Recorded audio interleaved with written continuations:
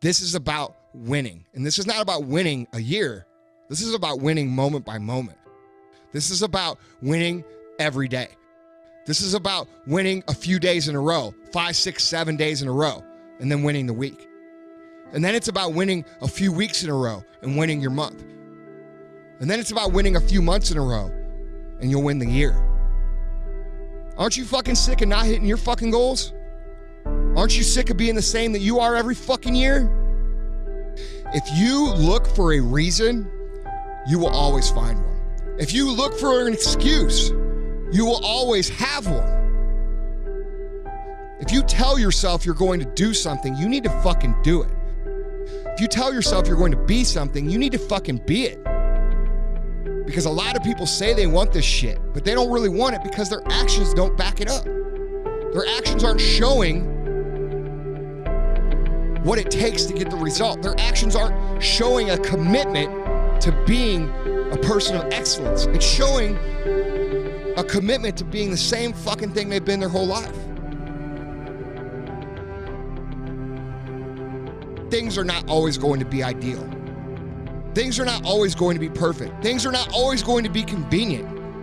There's going to be things that you can do or find or say or listen to that will help you justify you not sticking to your plan. But successful people know this and they stick to the plan regardless. They understand that things are going to get tough. They understand that things are going to be hard. They understand that things are going to be inconvenient. They understand there's gonna be weddings and holidays and vacations at every turn of our existence.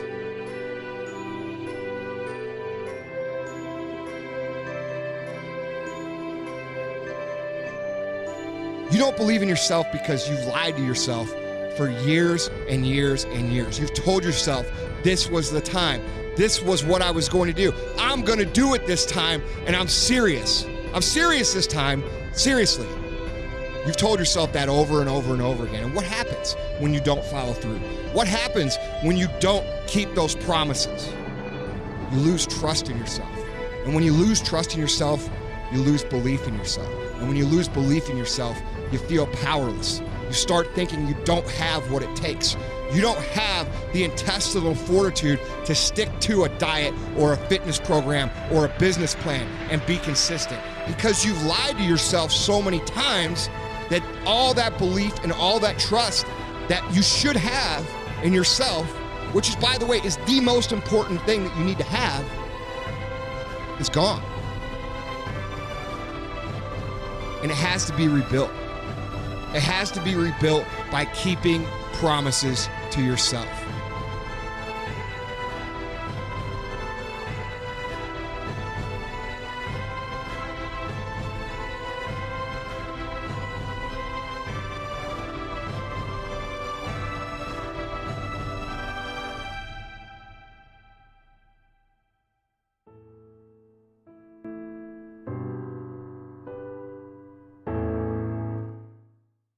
And I get, so many emails saying that, and you guys don't get to see them all, but if you saw them, I promise you, you'd feel good about sharing what we're talking about here. On the other hand, guys, I do get different kinds of emails, okay? And some of these DMs that I get aren't like that, all right? And they're more like this. I'm just gonna read you one that we got. It says, Andy, I just can't go on anymore. I'm working hard on my business and nothing is working out. In fact, it seems like in spite of my effort, everything is just falling apart. Like the business isn't struggling, it's dead. Or I get an email like this. These are two different emails. I've just started listening to your podcast and I realized that I'm everything you say a person shouldn't be. I'm lying in my bed right now. It's 2:00 in the morning. For the last 5 years, I've been making the wrong decision after wrong decision. And now I'm reaping what I've sown. My life is a train wreck and I've really hit rock bottom. And I want to address that, okay, guys? If that's you and that's how you feel and that's how you're feeling about your life, you need to really listen to what I'm going to talk about today because I've been there. I've been there in business. I've been there in my life. Okay, and don't think for a minute that there wasn't a time when Chris and I looked around at our empty store and looked around at our bank account and said, fuck, man, this is never going to work. Okay. It seems like we get a little traction, but ultimately we couldn't see the big vision. And we felt like we were just like these people who wrote these emails. We were dead in the water, and you guys got to remember, I've been through other shit too. Like the year after I got stabbed in the face and my face was so fucked up, nobody would look at me or talk to me. I thought my life was over. And if I'm being totally honest, don't think for a minute that I've never done something shitty myself and had to face the consequences. I felt super guilty too about things I've done. I said to myself, fuck man, you're stupid. Why did you do that? You're a piece of shit. And I've been really, really hard on myself, just like some of these people are that we've talked about. You guys have to understand that what you're going through here is normal. I understand what you're saying because I've been through it, all right? In both my business and in my life. I've hit rock bottom. And let me tell you guys something. I can't explain it, but I've experienced it and I can tell you that it's true. There's something really, really, really good about hitting rock bottom. It can be good for your business and it is absolutely 100% good for you. So you guys have to understand it. I get it. I've been there. I've been there and it was my fault, just like it's your fucking fault right now. But there's an upside to hitting rock bottom. I was telling Vaughn about this topic when we were talking about the show, and he said, yeah, dude, it's like the poet Longfellow said, defeat may be victory in disguise. The lowest ebb is the turn of the tide. Okay? And I was like, yeah, man, king of the nerds, guess what? You're fucking right. But guess what? It is true. When you feel dead in the water, that's good. When you feel like you're at the bottom, that's good. It means the next step is to wake the fuck up, rise the fuck up, and dominate in everything that you do.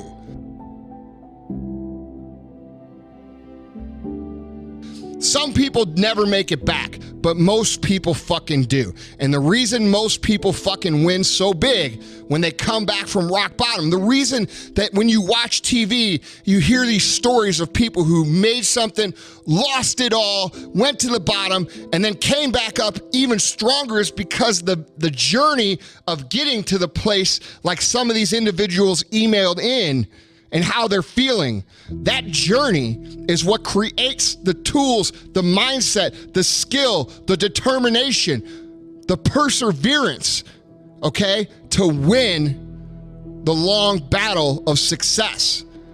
I don't know one successful person that is self-made that has had an easy life. Think about that. Not one. Not one truly self-made successful person that I have met, and I've met a lot, has had an easy life. They all have a story. And it's not like they went out and made up these stories after they made money. They're telling you exactly what the truth of what happened to them. And through the process of their struggles, they learned all these skills that are gonna make you be successful. So if you're one of these people who's thinking like my friends who wrote me in here and they're saying, I'm everything that you say people shouldn't be. First of all, you need to be looking for the approval of yourself, not for the approval of me. My job is to help you, okay? But I understand where you're coming from and I understand what that feels like. So if you're one of these people, don't go too hard on yourself. Hang in there. Shit is going to get better, but you do absolutely have to make it better yourself.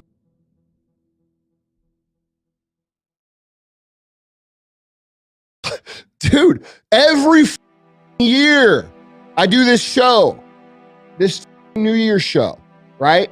And people gonna, Andy, we can't wait to hear what you had to say for New Year's. Like, what the f*** do you think I'm gonna say? Motherfuckers, how many times do we gotta say the same shit? Like, let's be real, dude, real talk. Most of y'all aren't gonna do a f***ing thing. And you're gonna be mad at me for saying that. Be mad at me for saying that. Most of y'all aren't gonna do shit, and you're gonna be mad at me because I f***ing said it, when in reality, you should be mad at yourself because 2 years ago you said shit. Last year you said shit. This year you're saying shit. And next year you're going to be saying the same shit. And you're going to be mad at me.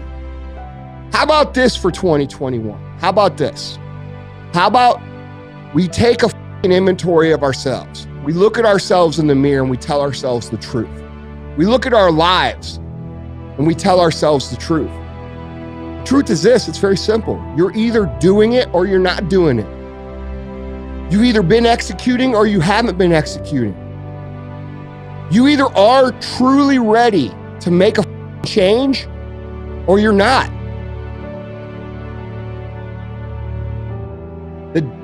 The idea that we're not talented enough, right? Like, oh, dude, do you really think you're good enough for that? Like, dude, when I was starting in business, I looked at all these other business guys and I constantly doubted myself. I constantly told myself in my head that I wasn't good enough or that I wasn't equipped enough. And dude, I wasn't equipped, right? I wasn't good enough at the time. That was the truth. I had to get better. But a lot of people tell themselves these things and it stops them from getting anywhere, okay? Because most successful people that I know, they all understand that this isn't about talent, it's about choices, all right?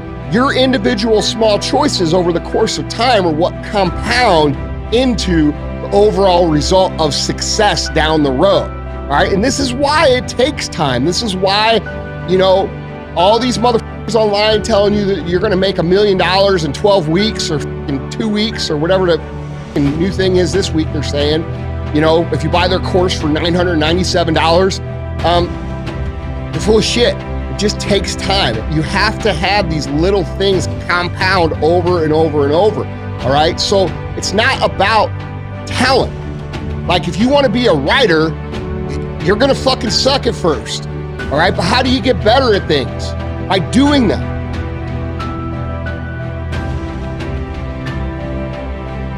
If you want to win, it's very simple.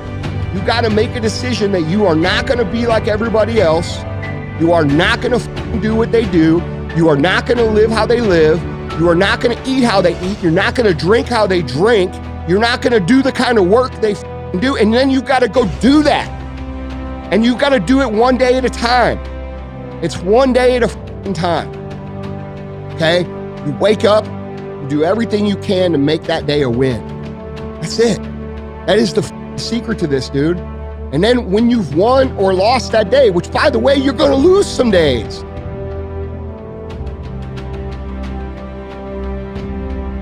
Win today. Then you wake up tomorrow and you do the same thing. And then you wake up on Wednesday and you do the same thing. Then you wake up on Thursday and you do the same thing. And guess what happens then? You create a winning streak, all right? And when you do this long enough, when you create these little streaks, maybe you get 5 wins, maybe you get 7 wins, maybe you get 12 wins. When you start to tag these wins together and create these streaks, you're forming new habits, okay? And after a while, winning the day is not hard. It's easy. It becomes automatic. And when you get to the point where you're winning every day and it's automatic, guess what happens? Winning becomes not something that you aspire to do. You don't have to aspire to be a winner when you're winning every day automatically. Winning becomes who the fuck you are. And when winning becomes who the fuck you are, guess what you become? You become a winner. And so you don't have to sit down and talk about what you're gonna do in 2021. 2022. Be what it is you claim to be about. Be what it is you truly want to be. Okay? If you truly want to be successful, if you truly want to change your life, if you truly want to lose 50, 100, 200, 500 pounds, be about it today. Be about it today. And then when today's over, be about it tomorrow.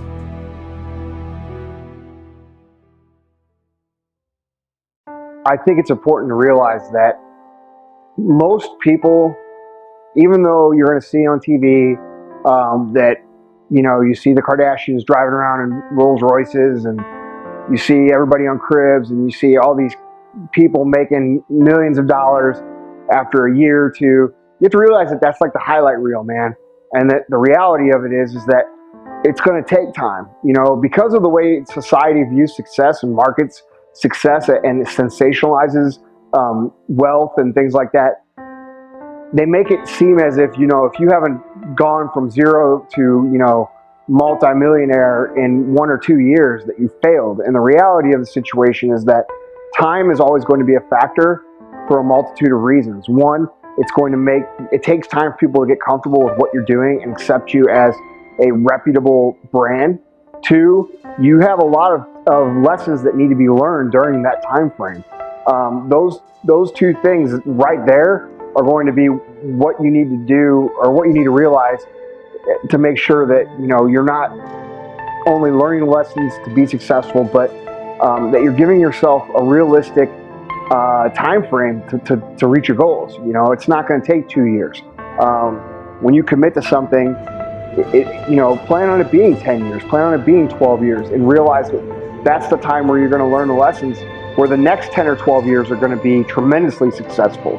And look at it as your education, as opposed to, I have to have the reward a year from now. So I think the first tip is to be realistic and be patient. The second tip that I would definitely want people to understand is that, you know, you are in control of what happens. I can remember thinking when I was younger, you know, we used to have pictures of cars and, you know, watches and all these things, and we'd look at them, and I used to think to myself, man, I wonder if I'm ever going to be one of these people who gets these things. And I used to think of it in terms of of almost like winning a lottery, or like being hit with like some sort of magical success wand, which you'll hear me talk about a lot on Instagram and Facebook. It's not chance. You know, before you've achieved it, it seems like it's chance. And if you haven't achieved it, and the way people talk about it, you know, they talk about it in terms of like luck and like fortunate and blessed and all these things. And that's the way the people that haven't achieved describe success. Whereas the people who have achieved look back and they realize, and this is what I'm trying to get the point across, is that you are in control of that process. It's not up to some magical chance, because a lot of people think of it like, if I do all this work, then what if it doesn't happen? No, if you do the work and you make a plan, it will fucking happen. There is no question. And looking back, you know, from where I am now to where I was then, the attitude has progressed from, I used to think that same way, and now I see how it really was. So it's not a matter of chance. So realize that you are in control. And I would say the third thing is definitely follow your passion and not chase money. And you'll hear people say that, and it doesn't make sense, because they think like, it sounds like such a like abstract thing, like follow your passion. You know, it's like this like a positive thinking mantra or whatever. But the reality is that business is really, really, really, really hard. And if you're in business and you're doing it just for the money and you're not doing it because you really care, what's going to happen is when things get tough, it's going to be easy for you to quit, because the money is not enough reward. You know, it has to come down to doing something that you're passionate about, something that you love, something that you want to get up and do every day, because that way when you're not making money and the money's not there, you still do it anyway and you get better anyway. So it makes it easier for you to continue to get better and improve, which is what's required for you to ultimately reach the goal. So I really think that following a passion is a requirement of being successful, for the simple fact that it makes it almost impossible to quit. You know, so try to figure out what it is you're passionate about, what it is that you enjoy, and you're going to naturally become better. You're going to naturally endure the times of when it's hard because you love it. So I would say, you know, that's definitely the three things that I could recommend. I mean, I could go on all day of different principles, but the reality is those three things are things I think that people don't think about as important, and I ultimately feel like they're three of the top most important things. I want to get into something real quick that is brought to my attention daily and that irritates me daily from the younger generation. Okay, I get this question all the time. I get this question on email, I get it on Instagram, I get it on here on Periscope, and it's always the same reference. It goes like this: Andy, I want to be an entrepreneur. I want to start a business, but it's hard. My parents don't support me. I don't have any money. I don't have any investors. I don't have any support. I don't have a bank loan. I didn't win the lottery. On and on and on and on and on. And the thing is that when these people email me, I automatically assume, and I could be wrong, but I automatically go into the mode of like, dude, I'm not even going to answer your question because you don't have what it fucking takes to make it. Because here's the reality. Entrepreneurial mindset is a problem solver. If you listen to the podcast today, you know what I'm talking about. All right. Entrepreneurs are people who look at things and they say, I can do this. Not look at things and find the excuses as to why they can't. We live in the greatest fucking time in the history of Earth to be successful. Okay. And if you're a young man, a young woman between the ages of 16, 15, and 25, you are at the biggest advantage in the history of Earth. Okay? And I'm going to explain why in a second. We have fucking air travel. We have fucking internet. We are able to speak like this through technology instantly. Dude, people that were in business 20 years ago, if they wanted to do business, they had to get a fucking letter and they had to write it out and they had to send it to somebody. That letter had to take 2 days to get there. And then they had to blah, blah, blah and communicate back and forth. Or they had to call each other during business hours or at home, and they couldn't be like tied to the wall. Like, yeah, hey man, I'm sitting here in the office. Like, dude, now we're accessible 24 hours a day.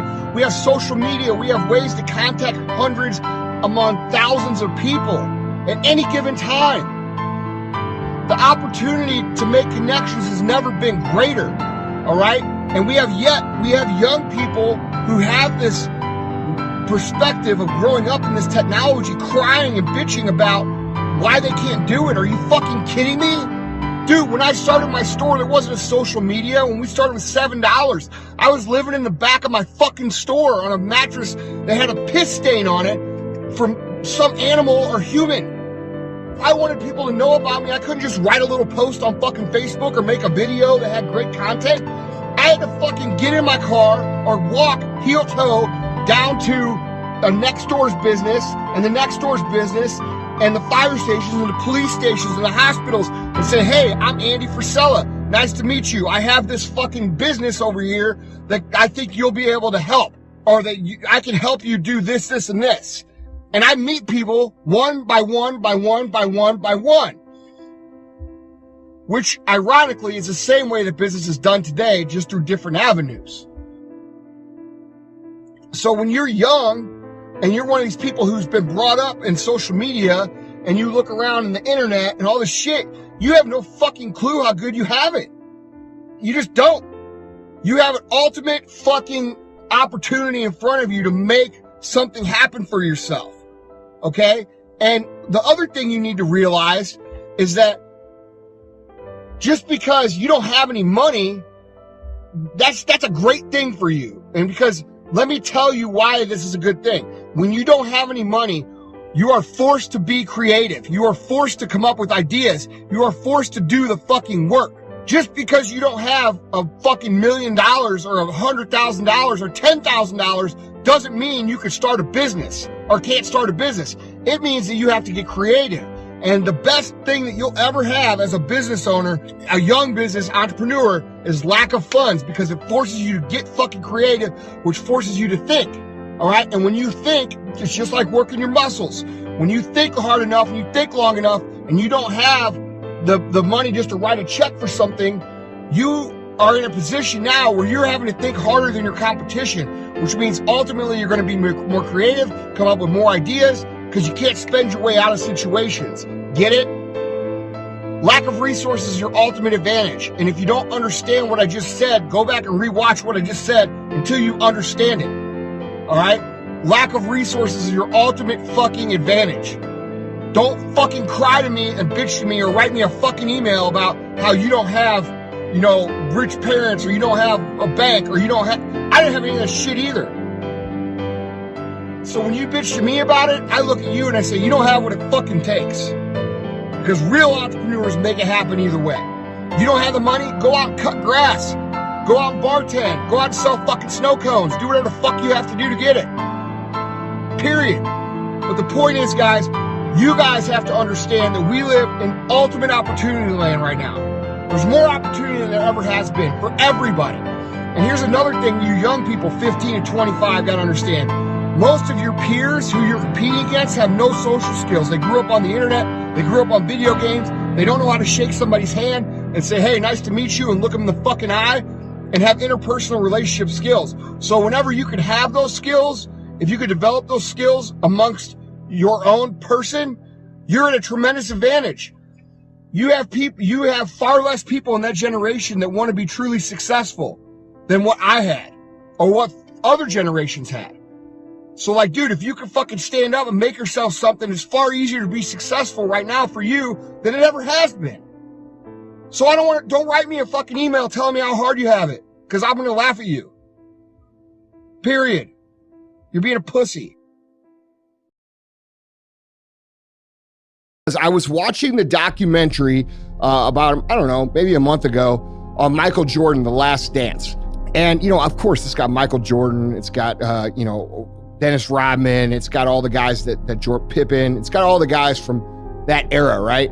And we talk, and they're all kind of talking about Michael Jordan and their last season, and that's why they call it The Last Dance. And it's cool because they go from back when Michael was in high school to when he was in college to the seasons before the last season, and they really cover his whole career in detail, and it's very entertaining to watch. And I'm going to reference a certain scene in this documentary. There was a certain point, and everybody knows how awesome Michael Jordan is, right? Whether you're I'm not really even a basketball fan. I'm a sports fan. I like football, I like baseball, I like hockey, but basketball is probably my least favorite sport just because I never played it. But I love studying high achievers, and it's hard to argue that Michael Jordan wasn't the best at what he does. I mean, he's in the conversation. I think he's, head and shoulders the best player that ever played, and probably the best athlete and the best mentality in sports that we've ever had. And so when everybody thinks of Michael Jordan, we always hear the famous things like, he was intense, he was mean sometimes, he was angry, he was a tough player, he wasn't always nice and practical. We always hear this shit, okay? But watching him interact on that documentary gave me a different perspective. And that perspective, it came to me in an instant. There was a scene in the documentary where Michael they were before one of his big games. I believe it was a playoff game. And it was literally right before they're getting ready to play. And he's in the locker room, in one of the side rooms of the locker area with one of the security guys. And they're flipping quarters, all right? And this is literally like right during the middle of when he should be preparing, and he should be like, we think he should be preparing, he should be focused, getting intense, ready to go to battle, but he's not. He's flipping quarters and he's laughing with his security guy, and they're playing a little game and they're having a fucking blast. And what I saw in that moment was so profound for me. I just want to share it with you guys. He was present. Okay, he was present in the moment. And that's really what makes great people great. That's what makes great athletes great athletes. That's what makes great entrepreneurs great entrepreneurs. That's what makes great anything great, okay? They're able to take, and I never saw this way until just recently, but it all clicked for me. They're able to take whatever it is right in front of them, whether it be a conversation, whether it be a game of quarters, whether it be practicing, whether it be lifting weights, whether it be planning strategy in a meeting. It doesn't matter what you're doing or what he was doing. He was all in on that. So when they were practicing chest passes, he was 100% into chest passes.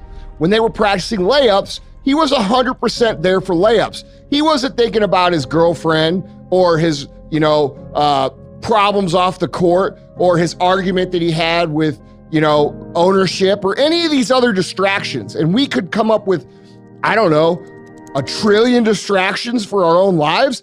I mean, how many times do you find yourself in a situation where you're lifting weights and you're trying to get better, or you're sitting in front of your computer and you're trying to create something, or you're writing emails and you're thinking about all this other shit? You're thinking about this argument you had an hour ago. You're thinking about this car accident you got in on the way to work that was a little fender bender, or you're thinking about all these little distractions. You're thinking about, how your friends want you to go out tonight, shit like this, okay? And you're mindlessly going through the motions of whatever task you have in front of you. And then because you're mindlessly going through those motions and just getting it done, as opposed to putting the proper intent behind it, it really slows down your progress. Because if you think about it, wouldn't you be a lot better if you were focused when you were doing the things you're supposed to be doing? Wouldn't you be a lot better to execute on emails, or on, whatever content you're trying to create, or whatever meeting you're trying to have, or whatever product you're trying to create, or whatever conversation you're trying to have, if you weren't worried about a million different things? I know I would be more effective, and I know I have been. This is something that has helped me tremendously in the short time I've noticed it and become aware of it. And I want to give you guys the gift of this awareness, okay? Be aware when you're there to execute and you find yourself drifting off into other things, okay? That's not what great people do. What great people do is they pour their focus into what they're doing at the time and they address that. Then when something else happens and it's time to do this, they address this, okay? And then when something else happens and now it's time for that, they address that, all right? They go through their day completely designed to be present in whatever it is they're handling at the moment, which allows them to A, be more successful and effective with it, and B, be happy. This is the biggest thing about it. Be happy. You're able to execute better and be happier doing it. You're able to have fun doing it because you're not allowing yourself to be distracted by all the other shit. And guys, this is a skill, but it's not a skill that takes years to develop. It's a skill that takes weeks to develop if you just become present with it. So I wanted to share that with you. I wanted to share with you the idea that maybe you aren't as present as you should be. Maybe you're letting yourself get caught up in all these other things that life has. And guys, how many distractions are there right now? There's probably more distractions in society right now than there ever has been. That's arguable. So can we focus during that time and be present in the conversations we have, in the work that we do, in the fun that we have, so that we can actually be effective, draw more of the good juice out of life, and leave some of the stress and some of the anxiety and some of the pain on the table for someone else to take?